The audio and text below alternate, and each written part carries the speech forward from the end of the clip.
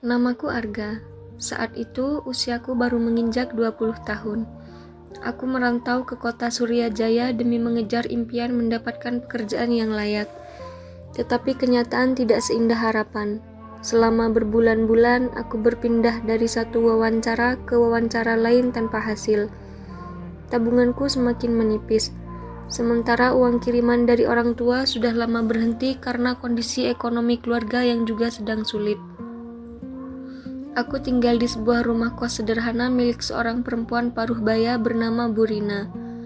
Usianya sekitar 50 tahun. Dikenal tegas, disiplin, tetapi berhati lembut. Hampir semua penghuni kos segan kepadanya karena ia tidak pernah membiarkan siapapun membuat keributan atau melanggar aturan. Namun di balik sikapnya yang terlihat keras, Burina sering diam-diam membantu penghuni kos yang benar-benar kesulitan. Sayangnya, aku terlalu tenggelam dalam rasa putus asa untuk menyadari semua itu. Hari-hariku diisi dengan bangun siang, menatap layar ponsel menunggu panggilan pekerjaan yang tak kunjung datang. Lalu tidur kembali karena merasa tidak ada lagi yang bisa kulakukan. Kamar kosku berantakan, pakaian menumpuk, dan sisa makanan instan memenuhi sudut ruangan. Suatu sore, ketika hujan turun deras disertai petir, aku hanya duduk memandangi langit dari balik jendela sambil berpikir, mungkin aku memang gagal sejak awal. Tiba-tiba terdengar ketukan di pintu. Aku tidak menjawab karena mengira itu penghuni lain. Beberapa detik kemudian pintu terbuka perlahan. Burina berdiri di ambang pintu sambil membawa sapu dan kantong sampah. Ia menghela napas panjang melihat kondisi kamarku. Aku merasa malu sekaligus kesal karena privasiku terganggu. Tetapi sebelum sempat berkata apa-apa, Burina berbicara dengan nada tenang. Kalau kamar saja sudah menyerah, bagaimana hidupmu mau berubah? Kalimat itu terdengar sederhana, tetapi entah mengapa membuatku terdiam. Ia tidak memarahiku. Ia mulai memungut botol kosong, merapikan kursi yang terbalik, lalu meletakkan kantong sampah di depanku. Berdiri, kita bereskan bersama. Aku sebenarnya ingin menolak, tetapi tatapan matanya membuatku mengerti bahwa ini bukan permintaan biasa. Dengan enggan, aku bangkit dan mulai membersihkan kamar. Selama hampir 1 jam kami bekerja tanpa banyak bicara. Setelah kamar terlihat rapi, Burina duduk di kursi kayu dekat jendela dan memintaku membuat 2 gelas teh hangat. Saat itulah percakapan yang mengubah hidupku dimulai. Ia bercerita bahwa puluhan tahun lalu dirinya pernah merantau tanpa membawa apa-apa selain pakaian di tas lusuh. Ia pernah tidur di terminal, pernah ditipu rekan kerja, bahkan pernah tidak makan selama 2 hari. Namun ia tidak pernah membiarkan kegagalan menjadi alasan untuk berhenti mencoba. Menjadi dewasa bukan soal umur, katanya pelan, tetapi tentang berani bangun setiap kali hidup menjatuhkanmu. Kata-kata itu terasa menamparku. Selama ini, aku selalu menyalahkan keadaan, menyalahkan perusahaan yang tidak menerimaku, menyalahkan nasib, bahkan menyalahkan orang tua karena tidak bisa lagi mengirim uang. Padahal aku sendiri sudah berhenti berusaha dengan sungguh-sungguh. Burina kemudian mengeluarkan sebuah buku catatan kecil dari tasnya. Isinya penuh daftar nama mantan penghuni kos yang kini telah berhasil menjadi guru, teknisi, pegawai bank, bahkan ada yang membuka usaha sendiri. Ia mengenal perjalanan hidup mereka satu persatu. Menurutnya, tidak ada berhasil karena keberuntungan semata. Semua pernah jatuh, tetapi mereka memilih bangkit. Sebelum meninggalkan kamarku, Burina memberiku sebuah tantangan sederhana. Selama 30 hari aku harus bangun sebelum pukul 6 pagi, merapikan tempat tidur, membersihkan kamar, mengirim minimal 5 lamaran kerja setiap hari, dan mencatat semua kegiatanku di buku yang ia berikan. Jika sehari saja aku menyerah tanpa alasan yang jelas, tantangan dianggap gagal dan harus diulang dari awal. Aku sempat tertawa kecil karena merasa aturan itu terlalu berlebihan. Tetapi Burina hanya tersenyum dan berkata, "Disiplin akan menyelamatkanmu saat semangatmu hilang." Malam itu, setelah ia keluar dari kamar, aku memandangi buku catatan di tanganku cukup lama. Untuk pertama kalinya setelah berbulan-bulan, aku merasa masih ada seseorang yang percaya bahwa aku bisa berubah. Aku belum tahu apakah tantangan itu akan berhasil atau justru membuatku semakin kecewa. Tetapi satu hal mulai kusadari. Mungkin yang selama ini kurang bukan kesempatan, melainkan keberanian untuk benar-benar bertanggung jawab atas hidupku sendiri. Tanpa kusadari, hujan di luar telah berhenti. Udara malam terasa lebih sejuk, dan untuk pertama kalinya sejak datang ke kota ini, aku menata alarm pukul 5 pagi dengan harapan esok akan menjadi awal yang berbeda. Keesokan paginya, alarm berbunyi tepat pukul 5, dan seperti dugaan, aku hampir saja menekan tombol tunda lalu kembali tidur. Namun bayangan wajah Burina dan kalimatnya tentang disiplin terus terngiang di kepalaku. Dengan mata masih berat, aku memaksakan diri bangun. Melipat selimut, merapikan tempat tidur, lalu menyapu kamar yang baru kemarin kami bersihkan bersama. Aktivitas sederhana itu ternyata membuat pikiranku sedikit lebih ringan. Setelah mandi dan sholat subuh, aku membuka laptop tua yang selama ini hanya kugunakan untuk menonton video dan mulai memperbarui daftar riwayat hidupku. Selama berjam-jam aku mencari lowongan kerja, menyesuaikan surat lamaran untuk setiap perusahaan, lalu mengirimkannya satu persatu. Sore harinya aku menunjukkan buku catatan kepada Burina. Ia tidak memuji ataupun mengkritik, hanya memberi tanda centang kecil di halaman pertama sambil berkata, "Besok ulangi lagi." Hari demi hari berlalu dengan pola yang sama. Rasa malas masih sering datang. Tetapi aku mulai menyadari bahwa kebiasaan kecil yang dilakukan berulang kali perlahan mengubah cara berpikirku. Penghuni kos lain yang sebelumnya jarang menyapaku kini mulai mengajakku berbincang. Ada Dimas, seorang teknisi pendingin ruangan, yang mengajariku cara menggunakan beberapa peralatan dasar. Dan ada pula Nando, kurir ekspedisi, yang sering memberiku informasi lowongan kerja dari grup komunitas. Aku mulai memahami bahwa merantau bukan hanya soal mencari uang, tetapi juga membangun hubungan baik dengan orang-orang di sekitar. Memasuki minggu kedua, tabunganku benar-benar habis. Aku sempat berpikir untuk pulang kampung karena uang makan tinggal cukup untuk beberapa hari. Saat hendak menemui Burina untuk meminta izin mengakhiri masa kos lebih cepat, beliau lebih dulu memanggilku ke ruang tamu. Di atas meja sudah tersedia sepiring nasi, sayur hangat, dan telur dadar. "Makan dulu," katanya singkat. Setelah aku selesai, beliau menyerahkan sebuah amplop kecil. Aku menolak karena mengira itu uang pinjaman. Burina tersenyum dan berkata bahwa di dalam amplop itu bukan uang, melainkan alamat sebuah bengkel elektronik yang sedang mencari tenaga magang. Pemiliknya adalah teman lamanya yang lebih mengutamakan kejujuran daripada pengalaman. "Kalau kamu sungguh-sungguh ingin berubah, datang besok pagi, tapi ingat, kesempatan hanya datang kepada orang yang sudah siap." Malam itu aku hampir tidak bisa tidur karena diliputi harapan sekaligus rasa takut. Pagi harinya aku berangkat lebih awal dengan pakaian paling rapi yang kumiliki. Bengkel itu tidak besar, namun terlihat sibuk.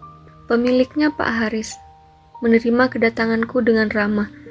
Ia tidak banyak bertanya soal nilai atau ijazah, melainkan memintaku membantu membereskan gudang selama beberapa jam. Aku mengerjakannya tanpa mengeluh. Sebelum pulang, Pak Haris berkata bahwa aku boleh kembali keesokan hari untuk masa percobaan selama 1 bulan. Gajinya memang kecil, tetapi cukup untuk memenuhi kebutuhan sehari-hari. Mendengar kabar itu, aku langsung kembali ke rumah kos dan menceritakannya kepada Burina. Untuk pertama kalinya sejak aku mengenalnya, beliau tersenyum lebar. "Lihat, hidup mulai bergerak ketika kamu ikut bergerak," ucapnya. Hari-hari berikutnya terasa sangat melelahkan. Pagi bekerja di bengkel, malam belajar mengenali komponen elektronik melalui video dan buku bekas yang dipinjamkan Pak Haris. Berkali-kali aku melakukan kesalahan, mulai dari salah memasang kabel hingga keliru membaca ukuran komponen. Namun setiap kali ingin menyerah, aku teringat buku catatan yang kini hampir penuh dengan daftar kegiatan harianku. Anehnya, Rasa bangga mulai tumbuh setiap kali melihat halaman-halaman yang dipenuhi tulisan tanganku sendiri. Itu menjadi bukti bahwa aku tidak lagi menghabiskan hari dengan mengeluh. Memasuki akhir bulan, Pak Haris memanggilku ke ruang kerjanya. Jantungku berdegup kencang karena mengira akan diberhentikan akibat banyaknya kesalahan yang pernah kulakukan. Namun yang terjadi justru sebaliknya. Ia mengatakan bahwa selama masa percobaan, aku memang belum menjadi teknisi yang hebat. Tetapi aku adalah orang yang paling rajin datang lebih awal dan paling cepat belajar dari kesalahan. Karena itulah ia memutuskan mengangkatku menjadi karyawan tetap. Mendengar keputusan itu, mataku berkaca-kaca. Dalam perjalanan pulang, aku membeli sebungkus kue sederhana sebagai tanda terima kasih untuk Bu Rina. Ketika beliau membuka pintu, aku hanya mampu mengucapkan, "Terima kasih sudah tidak menyerah pada saya saat saya sendiri sudah menyerah." Bu Rina menerima kue itu sambil tersenyum hangat. Namun ia kemudian berkata sesuatu yang membuatku kembali berpikir. Ini baru awal, Arga. Tantangan terbesar bukan mendapatkan kesempatan, melainkan menjaga dirimu agar tidak lupa ketika nanti hidupmu sudah jauh lebih baik. Aku mengangguk pelan tanpa menyadari bahwa ucapan itu akan menjadi peringatan yang sangat penting ketika cobaan yang lebih besar datang beberapa bulan kemudian.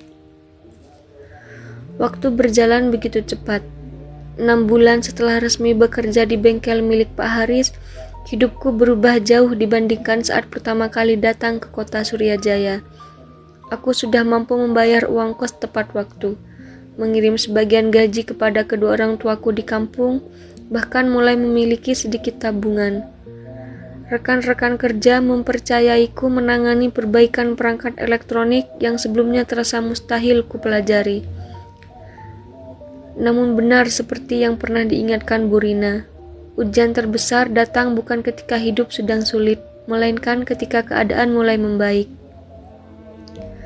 Kesibukan membuatku perlahan melupakan kebiasaan-kebiasaan baik yang dahulu menjadi fondasi perubahan hidupku. Aku mulai bangun lebih siang pada hari libur, jarang mengisi buku catatan yang dulu selalu kubawa, dan merasa diriku sudah cukup berhasil sehingga tidak perlu lagi belajar. Beberapa kali aku datang terlambat ke bengkel dengan berbagai alasan. Pak Haris memang tidak langsung memarahiku, tetapi tatapannya menunjukkan kekecewaan yang sulit dijelaskan. Hingga suatu hari sebuah kesalahan besar terjadi. Karena terburu-buru menyelesaikan pekerjaan, aku salah memasang komponen pada perangkat milik pelanggan. Kerusakan itu membuat bengkel harus mengganti biaya yang nilainya hampir setengah dari gajiku. Aku sangat terpukul. Dalam perjalanan pulang, aku merasa semua perjuanganku selama ini sia-sia. Malam itu, aku duduk sendirian di teras rumah kos sambil menatap langit yang gelap. Bu Rina menghampiriku dengan membawa 2 cangkir teh hangat. Ia tidak langsung bertanya apa yang terjadi. Setelah beberapa menit hening, aku menceritakan semuanya, mulai dari kesalahan di bengkel hingga rasa takut kehilangan pekerjaan. Kukira beliau akan menasihatiku panjang lebar seperti dulu. Tetapi beliau hanya tersenyum tipis lalu masuk ke dalam rumah. Tak lama kemudian, ia kembali membawa buku catatan lusuh yang pernah diberikannya kepadaku berbulan-bulan lalu. Buku itu kubuka perlahan. Halaman-halaman awal dipenuhi tulisan tentang target harian, daftar lamaran kerja, dan catatan rasa syukur yang pernah kutulis setiap malam. Aku membaca satu demi satu sambil tersenyum pahit. Bu Rina lalu berkata pelan, "Coba lihat siapa Arga yang menulis semua ini. Dia tidak punya uang, tidak punya pekerjaan, tetapi punya semangat yang luar biasa. Sekarang kamu sudah punya pekerjaan, punya penghasilan, tetapi justru kehilangan semangat itu." Kata-kata tersebut kembali menyadarkanku bahwa kedewasaan bukanlah tujuan yang sekali dicapai lalu selesai, melainkan pilihan yang harus dijaga setiap hari. Keesokan paginya, aku datang ke bengkel lebih awal dari biasanya. Sebelum mulai bekerja, aku menemui Pak Haris dan mengakui seluruh kesalahanku tanpa mencari alasan. Aku bahkan menawarkan agar biaya kerusakan dipotong dari gajiku sedikit demi sedikit. Pak Haris memandangku cukup lama, lalu menepuk bahuku. Ia berkata bahwa setiap orang bisa melakukan kesalahan, tetapi tidak semua orang berani mengakuinya. Karena kejujuranku, Ia memutuskan memberiku kesempatan sekali lagi. Sejak hari itu, aku kembali membangun kebiasaan yang dulu pernah mengubah hidupku. Aku bangun pagi, belajar setelah pulang bekerja, dan tidak lagi merasa malu bertanya kepada rekan-rekan yang lebih berpengalaman. Perlahan, kepercayaan Pak Haris kembali pulih. Setahun kemudian, beliau bahkan mengangkatku menjadi kepala teknisi muda yang bertugas membimbing pegawai baru. Saat melihat anak-anak muda yang datang dengan wajah penuh kebingungan, aku selalu teringat pada diriku sendiri di masa lalu. Aku tidak pernah lupa menceritakan bahwa perubahan besar tidak dimulai dari keberuntungan, melainkan dari keputusan sederhana untuk bangun ketika alarm berbunyi, merapikan kamar, dan tetap melangkah meski belum tahu hasilnya akan seperti apa. Beberapa waktu kemudian, aku memutuskan pindah kontrakan kecil yang lebih dekat dengan tempat kerja. Sebelum pindah, aku menemui Bu Rina untuk berpamitan. Beliau hanya tersenyum sambil berkata bahwa setiap penghuni kos pada akhirnya memang harus melanjutkan perjalanan hidupnya masing-masing. Aku menyerahkan sebuah bingkisan sederhana berisi mukena baru untuk beliau dan sebuah bingkai foto yang memperlihatkan rumah kos itu dari halaman depan. Kalau bukan karena ibu, mungkin saya sudah pulang ke kampung sebagai orang yang menyerah, kataku dengan suara bergetar. Bu Rina menggeleng pelan. Bukan saya yang mengubah hidupmu. Saya hanya mengetuk pintu. Yang memilih bangkit adalah kamu sendiri. Kalimat itu menjadi nasihat terakhir yang selalu kuingat hingga sekarang. Bertahun-tahun kemudian, ketika aku berhasil membuka usaha servis elektronik milikku sendiri dan mempekerjakan beberapa anak muda yang sedang merantau, aku sering kembali mengunjungi rumah kos sederhana tersebut. Setiap kali melihat pintu kamar yang dulu pernah menjadi saksi keterpurukanku, aku selalu tersenyum. Aku sadar bahwa hari ketika Bu Rina masuk ke kamarku bukanlah hari ketika seseorang mengajariku menjadi dewasa, melainkan ketika hari aku akhirnya memutuskan untuk menerima pelajaran hidup yang selama ini selalu kuabaikan. Sejak saat itu, aku percaya bahwa terkadang perubahan terbesar dalam hidup bukan datang melalui keajaiban, melainkan melalui seseorang yang cukup peduli untuk mengingatkan kita agar tidak menyerah pada diri sendiri.